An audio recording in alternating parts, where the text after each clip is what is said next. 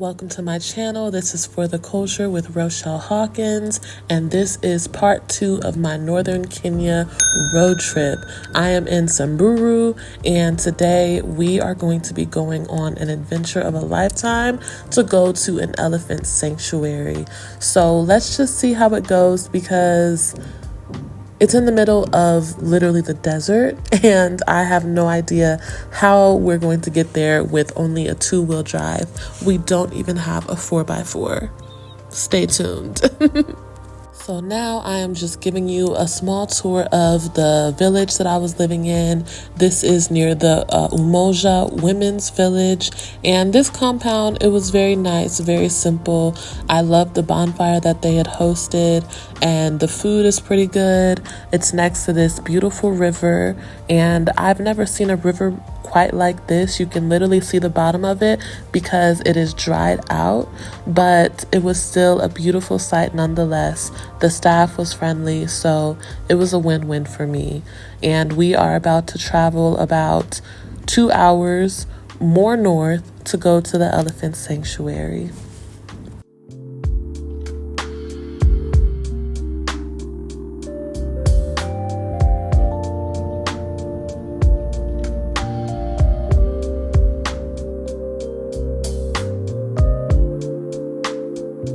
As soon as we went off-road and started driving towards the sanctuary, disaster struck. Our car got stuck in a dried riverbed, and the more we tried to get it out, the more it would sink deeper and deeper and deeper. There were local Samburu people there that were able to assist us as best as they could. We didn't know who to contact. If it wasn't for them, we would have been stranded in the middle of the Samburu desert. And we got stuck not once, not twice, but 3 times in the middle of nowhere. Luckily, one of the women, Samburu women, had a telephone, so we were able to contact the elephant sanctuary and tell them that we are stuck in the desert trying to get to their sanctuary, and they had sent someone to help us. Help took about an hour, but we were still just trying to struggle and drive anyway. And eventually they came, they towed our car out of the last riverbed, and we got in the back of their safari and decided to just ride in the back of their safari as they escorted the van to the elephant sanctuary. So I don't know if it was too much weight. I don't know if it was the fact that it was a 2-wheel drive, but it was a struggle. That's what I do know. So the first time the truck got stuck in a dry riverbed, we got it out, but now there's another dry riverbed.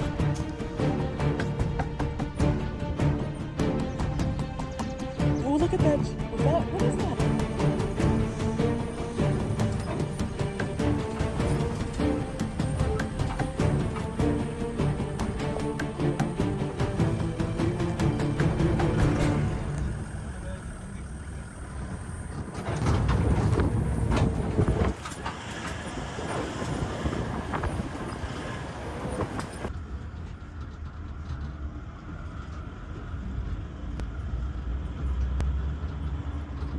Y'all, I'm a city girl and a beach girl, okay? I'm not a desert girl. So this was quite the adventure for me, but I loved it. It was definitely a team building exercise. As you could see, even with nobody in the car, our 2-wheel drive little van SUV could barely handle these safari streets, but the views were absolutely breathtaking, and I still had a lot of fun. It was an amazing experience. So we drove about 30 more minutes to the elephant sanctuary, and when we got there, they started the tour telling us the stories of these amazing creatures and the amazing rescues that they have done as well. As soon as we got there, I saw these little antelope just laying in the middle of the room, and I've never seen anything like that before, but that definitely let me know that this was a safe space. These animals have no fear of humans, and they truly feel so comfortable here.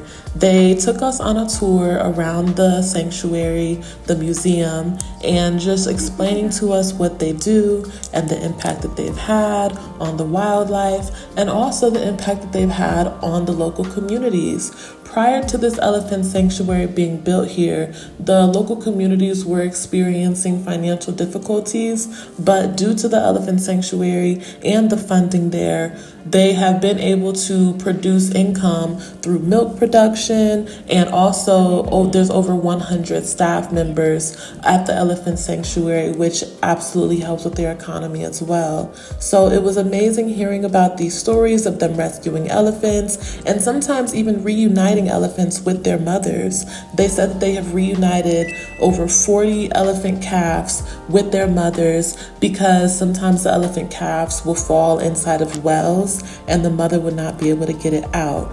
They also said that there was an elephant calf who fell inside of a well and got attacked by hyenas. I'm going to show him a little bit later in the video. He got attacked by hyenas and they actually tore off his trunk, so he no longer has a trunk. They weren't able to reunite him with his mother, so that is why he is a permanent resident at the elephant sanctuary. But these elephants are only going to be on the sanctuary for 7 years before they're released out into the wild. And it was so amazing just seeing them feed and seeing them eat all their food and enjoy their food. Some of the elephants were even carrying their bottles like little babies. And after they eat, they go take a bath just like a little baby. And before they go out into the wild, which again, I'm going to be showing you guys a little bit later, we were able to get a bit closer to them once they were out grazing and relaxing after their nap and little shower.